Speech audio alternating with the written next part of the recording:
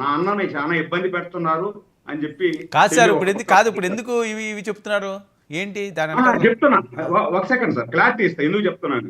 ఆ రోజు ప్రయత్నం చేసింది రాజు జగన్మోహన్ రెడ్డి గారు చెప్పారు కదా ఇందాక మీటింగ్ లో మామూలు మాట్లాడుతూ, ఆ రోజు నాకు తల్లి నేను ఇద్దరే ఉన్నాను, నాతో నన్ను నమ్మిన వాళ్ళు కొంతమంది నన్ను అభిమానించే వాళ్ళు నాతో వచ్చారు, కాబట్టి మనం పార్టీని బాగా డెవలప్ చేశాం, ఇప్పుడు ఇంకా ఎక్కువ మంది ఉన్నారు కాబట్టి మనం మళ్ళా యువతనంతా కూడా ప్రోత్సహిద్దాం, ముందుకు తీసుకెళ్దామని. ఆ రోజు తల్లి ఉండింది, చెల్లి ఉండింది, బాబాయ్ ఉండింది. బాబాయ్ ఉన్నాడు, తల్లిని వదిలేస్త్రీ, బాబాయిని పైకి పంపిస్త్రీ, చెల్లిని రోడ్డు మీద వాడేస్త్రీ. ఇంక మీరు కార్యకర్తలు ఏం చూస్తారు అని. కాదండి, కార్యకర్తలు కూడా నమ్మాలి కదా మనం కాదు మిమ్మల్ని. సురేంద్ర నాయుడు గారు కొన్ని మనం వేగ్గా మాట్లాడకూడదు ప్యానల్లో కూర్చోండి.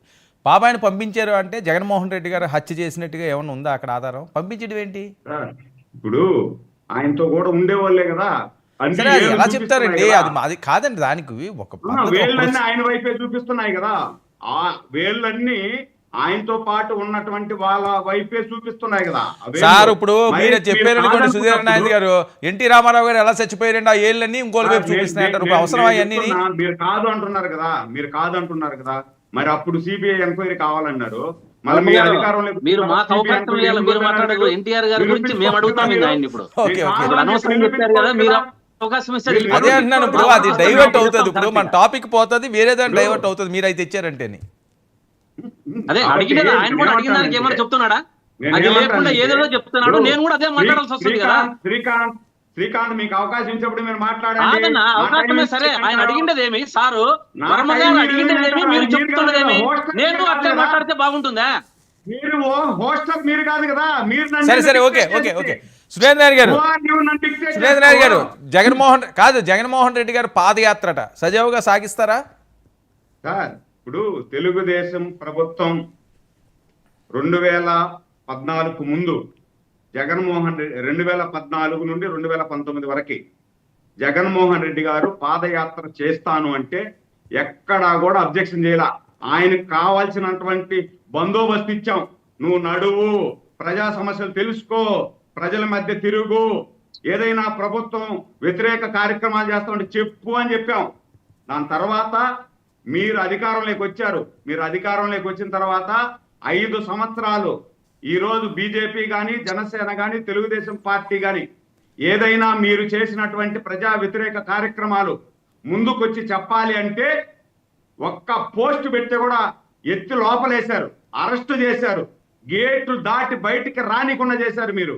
ఆ విధంగా మేము చేయట్లే. ఈరోజు 3 నెలల్లో కూటమి ప్రభుత్వం వచ్చిన తర్వాత 3 నెలల నుండే మీరు రోడ్డు మీదకి వస్తున్నారు. మేమేమన్నా ఆపుతున్నావా?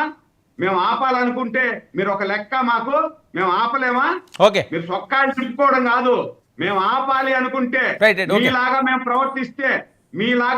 ప్రవర్తిస్తే తాడేపల్లి ప్యాలెస్ నుండి అడుగు బయట పెట్టలేము, గర్వంగా చెప్తున్నా.